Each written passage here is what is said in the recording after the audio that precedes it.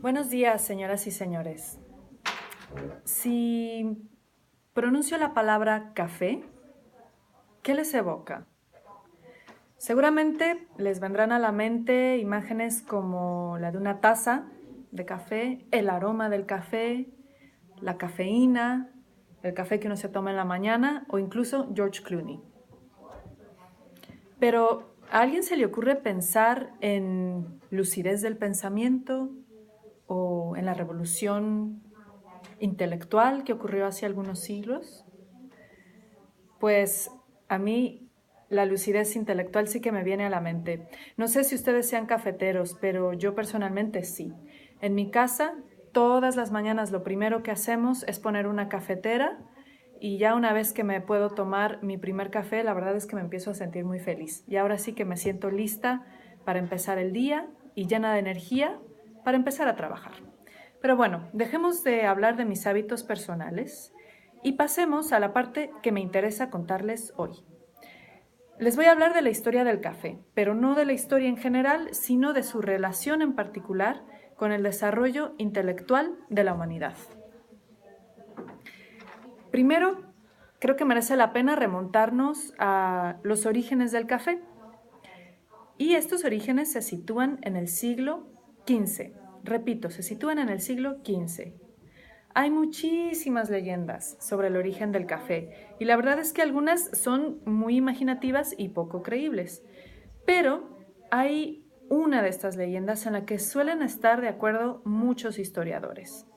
Esta leyenda cuenta que el café tuvo su origen en Etiopía, en la provincia de Cafa. Cuenta la leyenda que había una vez un pastor de cabras y este pastor llevaba su rebaño a pastar en un monte en particular, porque en ese monte crecían unos arbustos que tenían unas cerecitas rojas. El pastor se dio cuenta de que cada vez que sus cabras se acercaban a ese arbusto y se comían esas cerecillas rojas, les cambiaba el comportamiento. Unas se ponían como locas, otras se ponían muy saltarinas, muy animadas, muy juguetonas, y dicen que algunas hasta empezaban a hacer caras muy graciosas. Pues bien, algunas de las versiones de esta leyenda cuentan que el pastor le llevó las cerezas de este arbusto a su imán y le contó lo que le pasaba a sus cabras. El imán, muy curioso, pidió que le prepararan una infusión con estos frutos y dicen que esta primera infusión sabía tan mal que en cuanto le dio un sorbo la aventó al fuego con mucho desdén. Y ahí fue cuando todo cambió, porque cuando empezó a hervir esta bebida se dieron cuenta del delicioso aroma que provenía del café. Y fue así como, según esta leyenda, se empezó a tostar y a preparar el café que enseguida se extendió por todo el mundo musulmán. Y se volvió muy popular entre el mundo musulmán precisamente porque ayudaba a los fieles a mantenerse despiertos durante las plegarias de la noche. Bien, pues les voy a pedir ahora que demos un salto en la historia de 2 siglos hacia adelante. Igual, aquí hay muchísimas leyendas de cómo llegó el café a Europa. Y yo me voy a quedar con una. No sé si sea la más verídica, pero es con la que me voy a quedar, porque dice que el café llegó a Europa gracias a los comerciantes venecianos. Algunas crónicas sitúan este momento en 1615, en Venecia.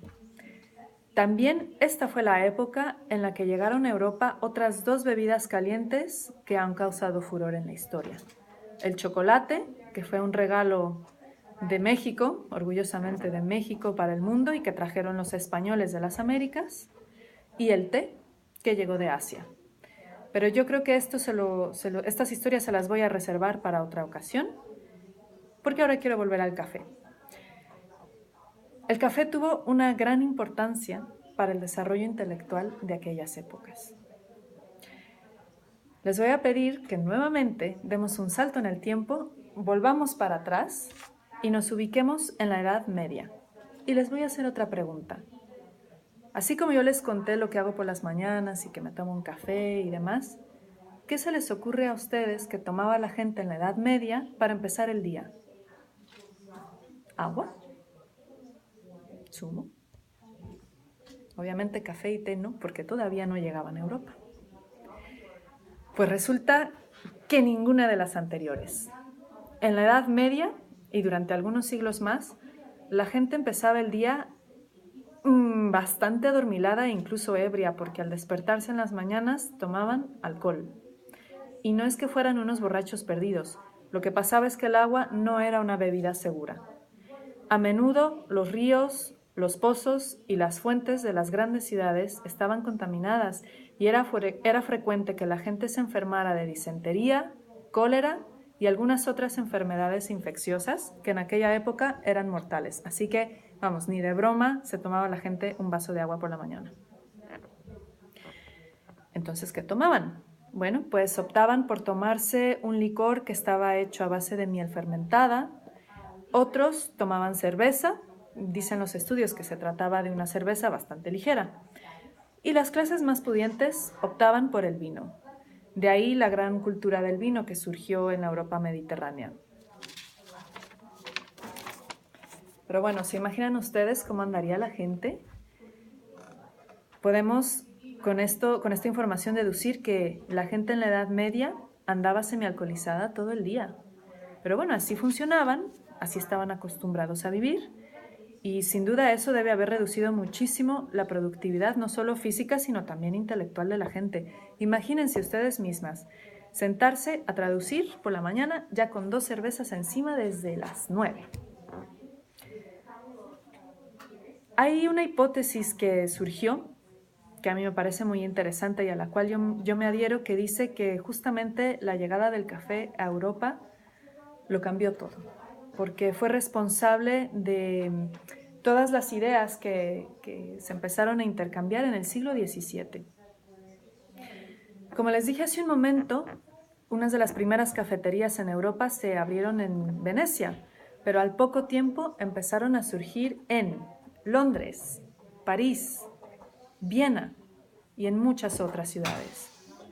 Se volvieron increíblemente populares porque eran lugares justamente de intercambio de ideas. Dicen que llegaban las personas y se sentaban en torno a mesas de madera muy largas con su taza de café y que lo habitual era preguntarle a un perfecto desconocido, oye, ¿qué hay de nuevo? ¿Cuáles son las noticias? O bien que podía llegar alguien con su novela reciente y la ponía sobre la mesa y le decía al compañero de junto, ¿la has leído? ¿Qué opinas?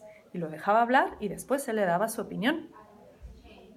Los primeros cafés del mundo eran lugares en donde se reunían poetas, guionistas, periodistas y el público en general, y se tomaban su café y hablaban de literatura, de filosofía, de música.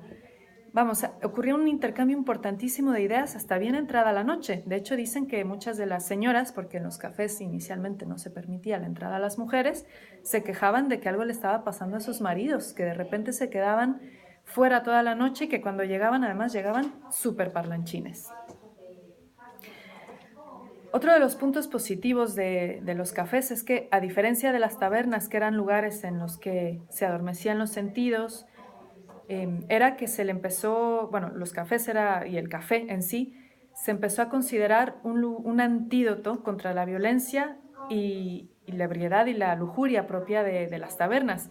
De hecho, algunos de los propietarios empezaron a preocuparse porque se les estaba yendo la clientela a estos otros lugares en los que se propiciaba la lucidez del pensamiento o la sofisticación o incluso el ingenio. Eso era lo que pasaba cuando las personas tomaban café.